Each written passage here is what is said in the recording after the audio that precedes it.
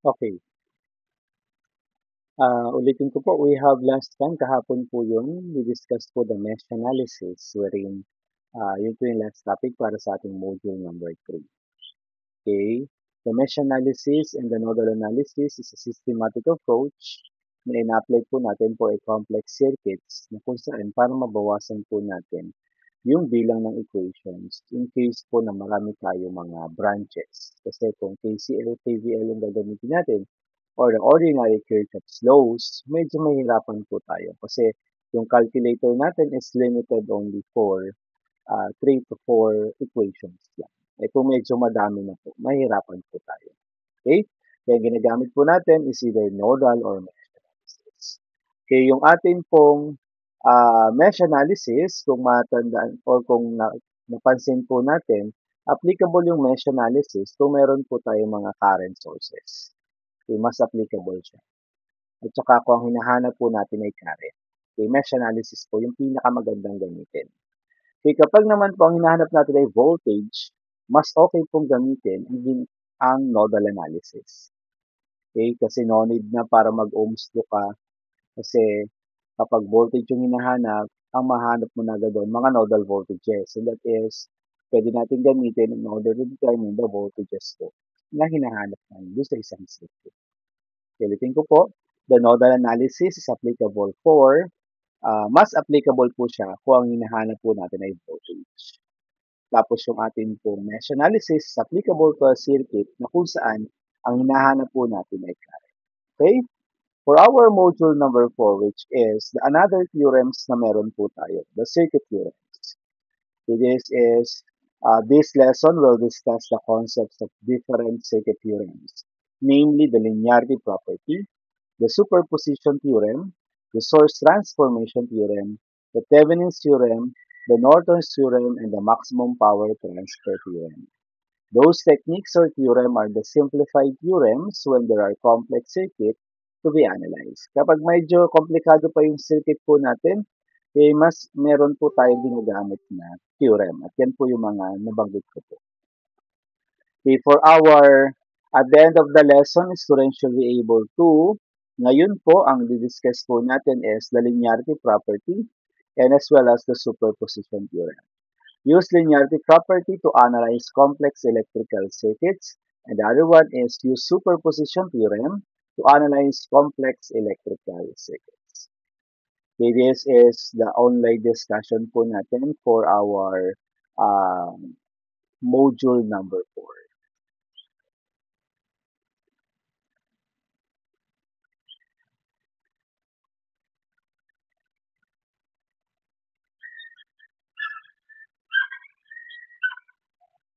Okay, for our lecture guide, the circuit theorems.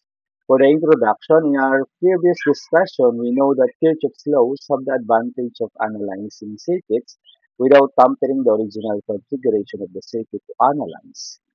Okay, dun sa atin po, isa po sa kagandahan ng ating Kirchhoff's laws, kung napansin po natin, is we analyze circuits without tampering the original configuration. Ibig sabihin, hindi natin ginagalaw. Wala po tayong iniibo na anuman po dun sa ating circuit. Na-analyze natin yung circuit without changing the position, without tampering the original configuration, without editing something ganon, without simplification. But the major disadvantage of that one or the Kirchhoff's laws is in dealing with large complex circuit. Medyo mahirap na po siyang gamitin kapag meron po tayo mga complex circuits. We do tedious computation because of many equations and parameters involved. Yun nga po yung sinusolusyonan ng ating nodal at mesh analysis. Okay?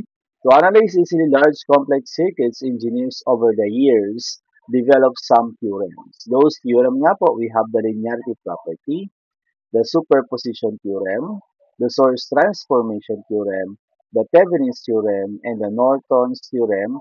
Also, we have the Millman's theorem and the maximum power transfer theorem. Okay, the first one is what we call the linearity property. Linearity property is a method of analysis in which the main objective is getting the relationship of the output to the given input. Ibig sabihin, dito po sa linearity property, kaya nga linearity property, nagwo-work siya linearly. Ibig sabihin, this is applicable only for a passive component and that is resistors. No? Doon lang po siya pwede, yung atin pong linearity property. Kasi dapat nagbabago yung voltage with respect to current. Kung 2 times yung voltage, 2 times din yung current yung pagbabago. Okay, ganun po. Ganun yung linearity natin. Ibig sabihin, yung atin pong linearity property is applicable to those circuits having resistors only or having a linear components only. Okay? Kasi hinahanap po dito yung relasyon ng ating pong input dun sa ating output or the relationship between the output to the given input. Ano yung magiging output mo if yung input mo binago natin? For example, I have uh, a value of 2 volts applied to the circuit. And the measure kong current or nagkaroon ako ng current na 2 amperes. Ano po? For example, minultiply ko or dinoble ko yung voltahe ko. Ginawa kong 4 volts. Dapat, kung linear po yung circuit natin, ang lalabas po nating current is we have the 4 amperes. Ano? Okay, we have 4 amperes po yung makukuha po natin na current. Okay? For example, tinriply ko naman, ginawa kong 6 volts.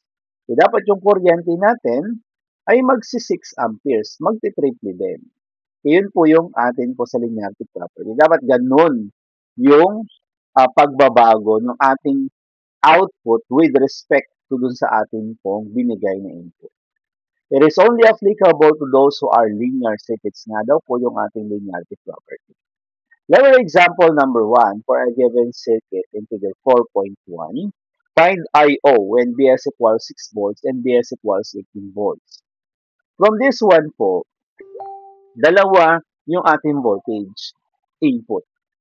Isang 6 volts at isang 18 volts. Okay, meaning, kung sa ordinary solutions po meron tayo, okay, in ordinary solution, ang gagawin po natin dyan is simply as i-compute natin ng dalawang beses. Di ba? Using the 6 volts at using the 18 volts. Sa linearity property, hindi po ganon. Isang beses lang kang magko-compute or gagawa ng solution. And at the end po, ang gagawin mo is kukunin mo yung relasyon ng output mo dun sa input na meron ka. Para, isa-substitute mo na lang, halimbawa, binago mo yung input from 6 ginawa mong 18, yung output mo, dapat magbabago din, ganun din. Kung paano nagbago yung voltage o yung input mo. Like for example, this one, your voltage is 6 volts. Ginawa mong 18 volts. Dapat yung I/O na makukuha mo, halimbawa, ang lumabas na I/O mo is 2 amperes. Okay? Dapat yung I/O mo right after na binago mo yung voltahe, ginawa mong 3 times, kasi 6 times 3 is 18, yung kuryente mo na makukuha is 6 amperes. Kasi times 3 din. Kaya yun po yung ibig sabihin ng linearity property. No need na mag-compute ka ng mahaba pa ulit o ng dalawang beses. Okay? Isang beses lang yung computation natin. Okay po, then we substitute na lang the value of the input para makuha po natin yung respective outputs po. Meron sila. For a linearity property, just like this kind of circuit, we apply po either nodal or mesh analysis. Okay? Pwede po natin namang i-apply ang nodal or mesh analysis for that kind of circuit po. Okay? From this one, sabi ko nga, for example, find I/O. Ang hinahanap po natin ay current. Okay? I/O po yung hinahanap. Ibig sabihin, kung naintindihan po natin yung binanggit ko kanina, is it easier po na magamit po natin na solution to this one since I/O po or current yung hinahanap is mesh analysis. Okay, mas maganda kung mesh analysis yung gagamitin natin. Because, ano po yung hinahanap natin? I sub O, current. Okay, since current po yung hinahanap, mas okay gamitin yung ating pong, ang tawag dito, yung ating pong mesh analysis rather than the nodal analysis. Kasi for nodal analysis, i-convert mo pa siya sa current. So, therefore, saka mo pa makuha yung I sub O. But in mesh analysis, diretso na. Pag nakuha mo yung mga mesh currents, yun yung gagamitin mo in order to determine yung pong kinukuhang current po natin. So for example, I will be using the mesh analysis. This is a mesh current I sub 1. Okay, this is the mesh current I sub 1. This is the mesh current I sub 2. Okay, mesh current I sub 1 and the mesh current I sub 2. Okay, no need to put po mga sign po natin, gamitin po natin automatic kasi they have the same direction of the mesh currents po natin. Parehas po silang clockwise direction. Okay, may kakaiba po tayo. We have the B sub X. Okay, meron tayong B sub X. Kaya kukunin po natin yung B sub X natin. B sub X po is equivalent to, ipamula dyan, kaya siyempre meron tayong formula ng voltage. We have I times R. Okay, formula ng voltage is I times R. Tingnan natin yung V sub X. Ito po yung V sub X, nasa 1 ohm. Kaya direction po ng current dyan is pakanan. Ano? Kasi from the polarity positive, negative. Ibig sabihin, pakanan po yung current direction natin. From this one, ang formula po natin, ano po ba yung current na nakaapekto sa V sub X?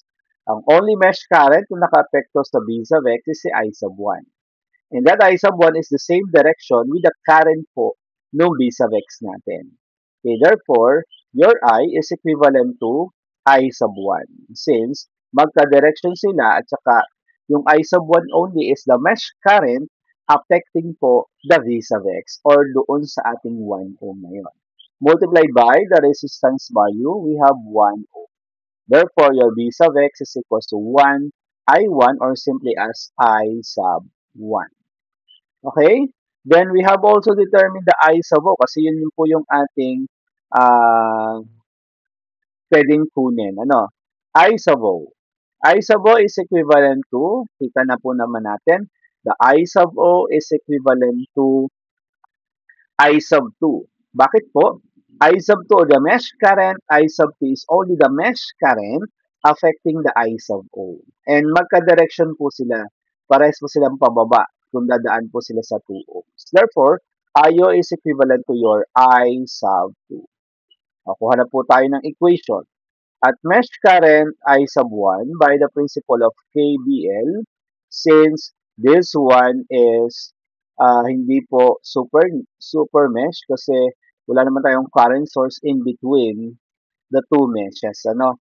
Okay, simply as an ordinary mesh analysis. An I sub 1 at I sub 1 via KVL po, we have positive 3, 4, 5, 6. We have 6 I sub 1, okay, minus. We have 2, 2 I sub 2. Okay po.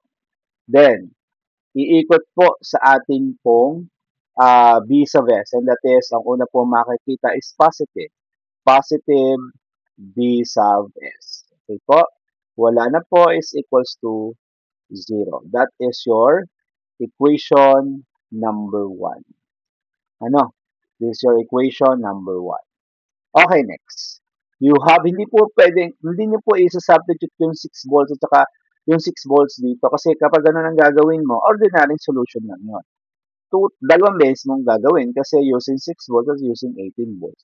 Dito po, naka-represent pa lang siya as a variable B sub S. Okay? Next, at mesh current I sub 2 by the principle of KBL, we have the I sub 2 by the principle of KBL. Okay, you have 2, 4, 6 plus 2, meron tayong 8. You have positive 8 I sub 2, no? Minus, you have 2 I sub 1. Okay? Next, you have negative, negative 6 V sub X. Your V sub X is equivalent to I sub 1. Kaya, negative 6 V sub X, negative 6 I sub 1. Okay? Then, ikot po dito. Negative, negative B sub X. Okay? is equals to 0. Equation or pagsamasamahin mo natin ng magkakatulad, i-arrange na rin po, meron tayong negative 8, okay, I sub 1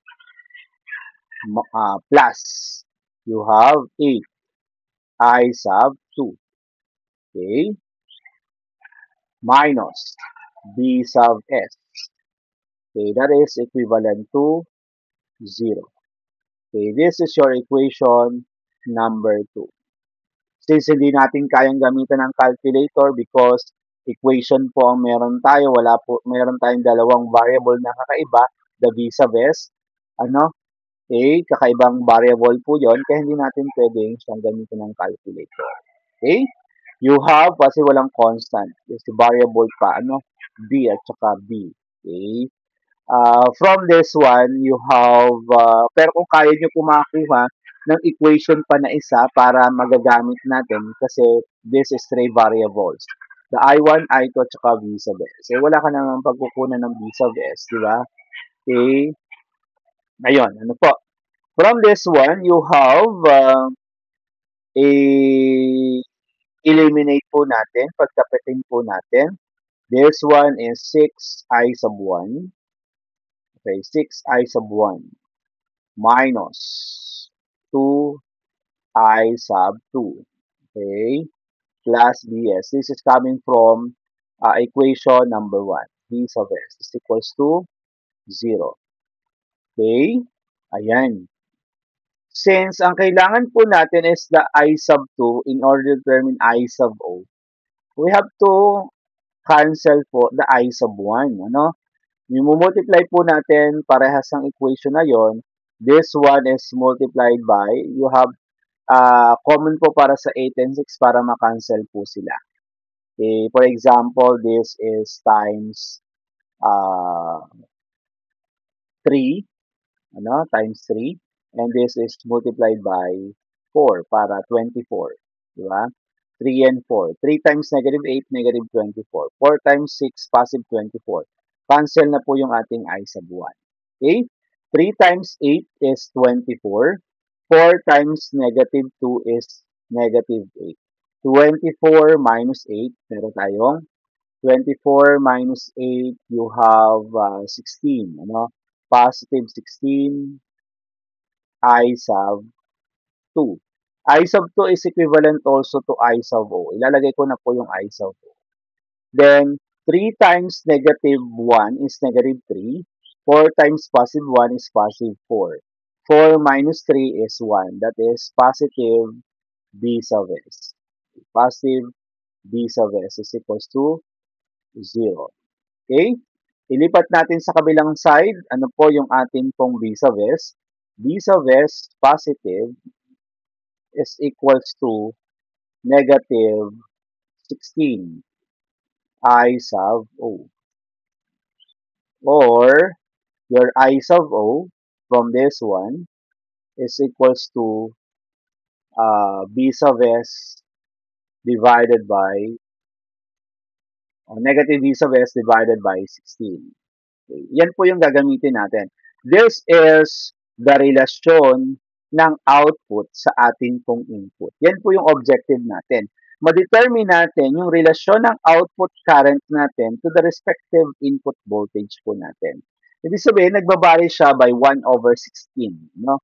Or 16, ano po? 1 over 16, ang pagbabago ng ating I sub O with respect to your B sub S. Ibig sabihin, madi-divide ng 16 yung voltage mo kapag binabago-bago natin. Okay, your I sub O, kung ang given natin po ay 6 volts, kung 6 volts po ano, negative 6 over 16.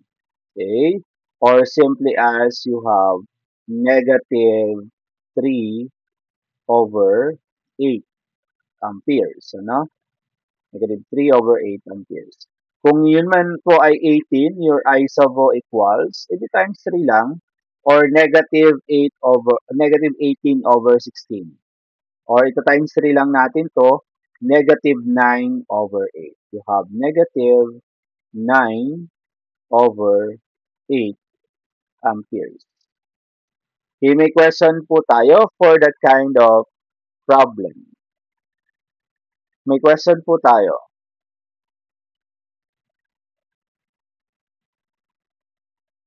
Question? Wala. React po tayo kung wala po tayong question. Okay, thank you for the reaction. And that is for example number one, using the linearity property or linearity methods of solution. Okay? This is for ganyang kind of circuit. Ano po? We apply po the mesh analysis in linearity property. Ibig sabihin, kung ang atin pong B sa VES is 3 volt, 3 volts.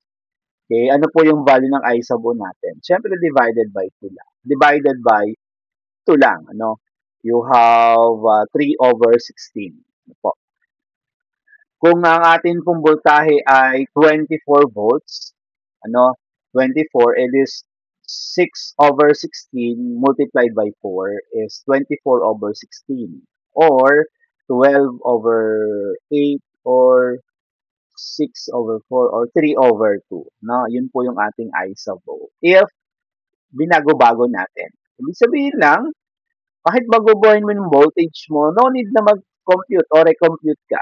Just to substitute lang. In our main end po ng ating solution. That is the relation or the relationship between the output or the given out or given input to our respective outputs. Okay, may question po tayo. Kung wala tayong question, we go on for the example number 2. Okay, pwede nyo na pong screenshot. Okay, go. Okay, that is the solution yung nasa module po natin. That kind naman po ng linear property in example number 2 is kakaiba naman yan. No? We will be using a simple solution po dyan, an Ohm's law.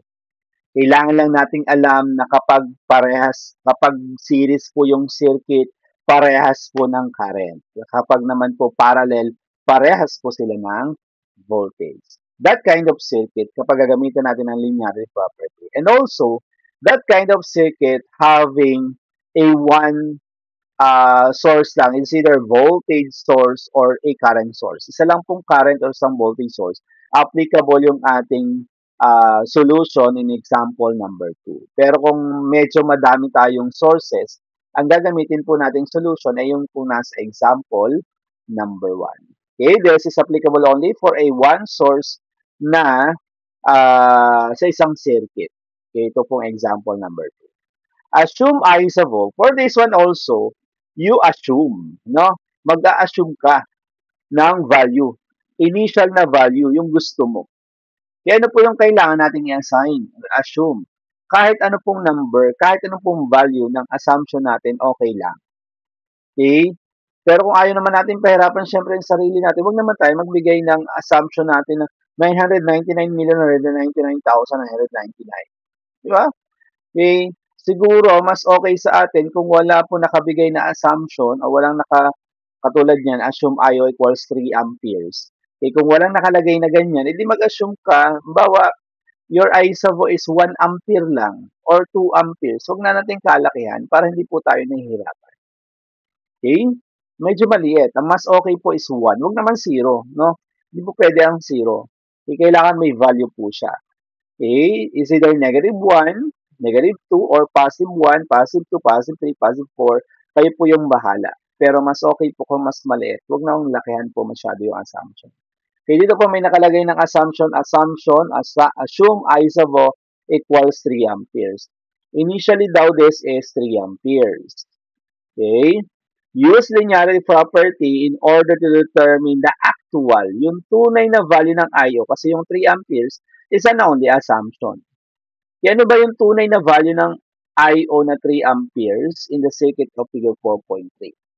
Since ang hinahanap po natin ay output with a given input, ibig sabihin, papasok po siya sa topic po natin ng linearity property. We have to determine the effect of the input doon sa ating output. Yun po yung kukunin natin. Pabalik naman po yung solution natin. For this one, you have an assumption of 3 amperes. Ibig sabihin, your current po sa 10 ohms is 3 amperes. Okay? Ano po yung voltahe sa 10 ohms?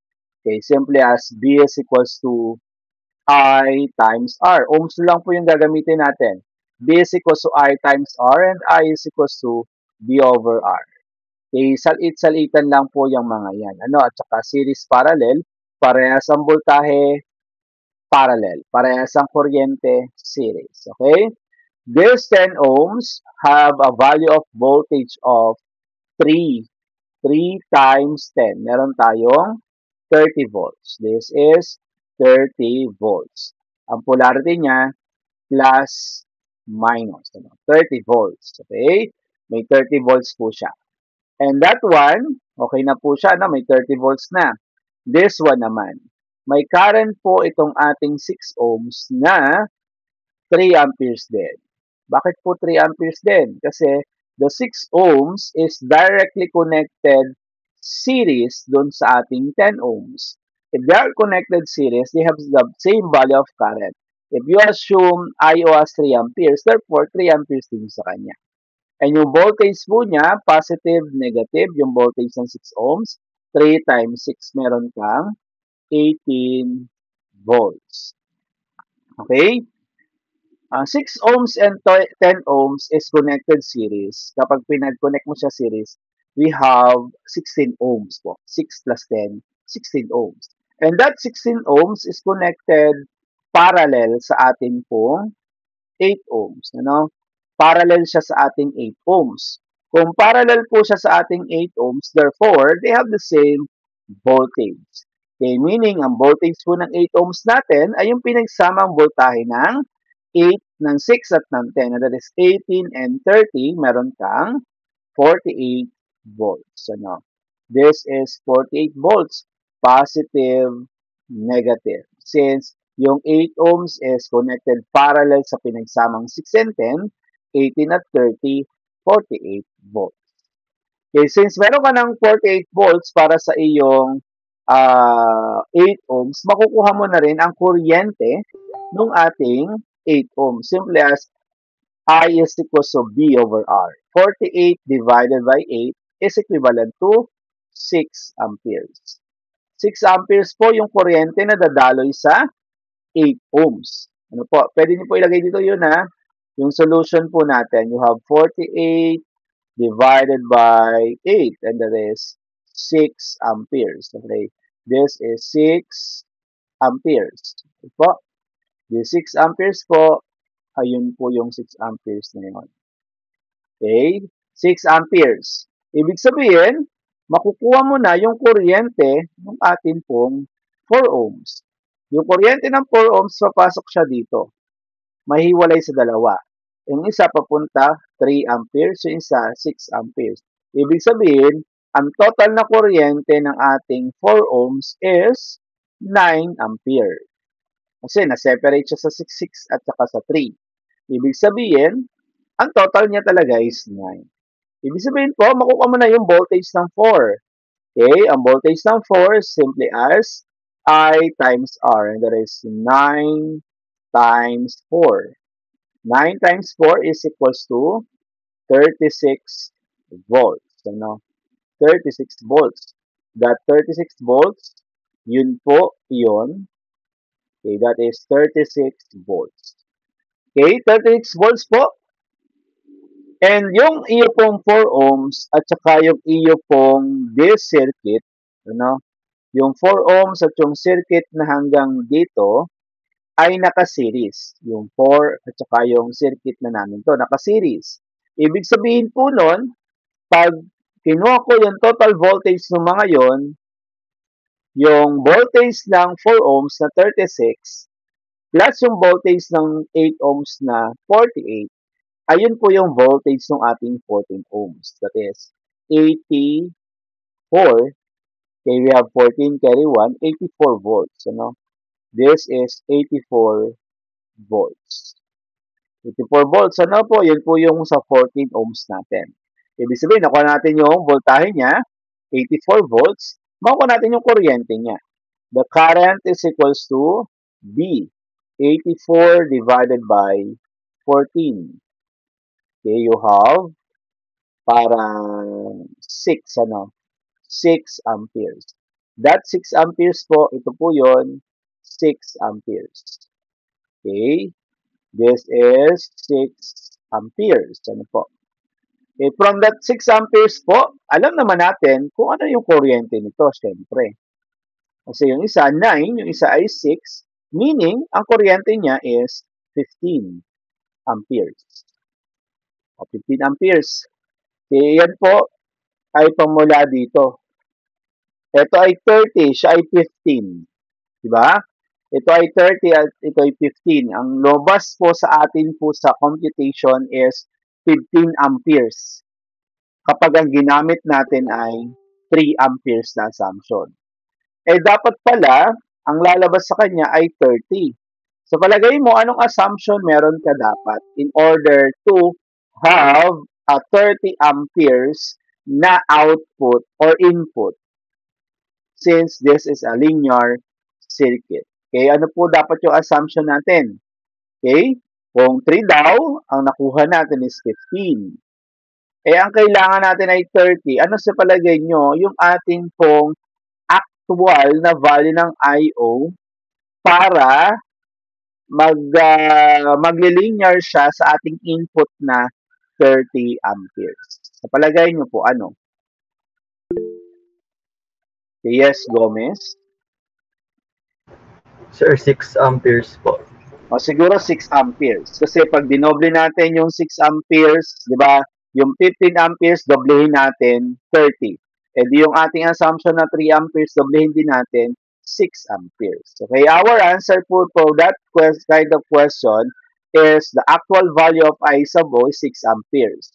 Kaya lang, kung medyo nahirapan tayo ganun mag-isip, bawa kasi medyo mahirap nang isipin siya ng kung saan, pwede tayong gumamit yung tinatawag nating ratio proportion. I-ratio proportion po natin. Okay, for example, your assumption na 3. Okay, ang lumabas sa computation mo is 15. Okay, una muna po your assumption na 3, tapos ang lumabas 15. Then ano po yung karapat-dapat na I sub O para magkaroon ka ng 30 amperes na input. Okay, di ba? We have means, the product of the mean equals the product of the extreme. Yun po yun sa atin sa algebra. The product of the means is equals to the product of the extreme. Di ba? We have 15 times I.O. Meron tayong 15 I sub O. Okay, equals 3 times 30, you have 90. Okay, divided by 15, your I sub O is malamang at malamang your I sub O equals 6 amperes.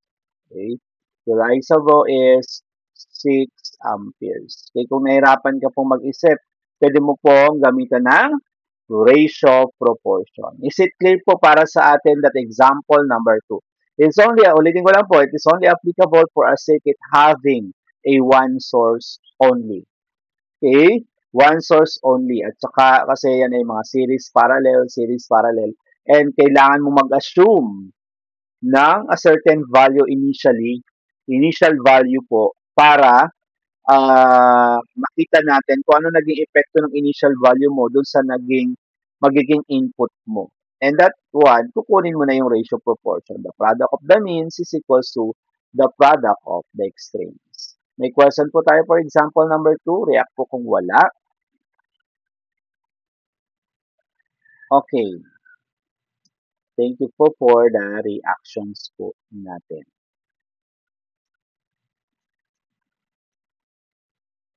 Okay, that is the solution po. Meron siya. Nasa module po natin yung solution. Okay.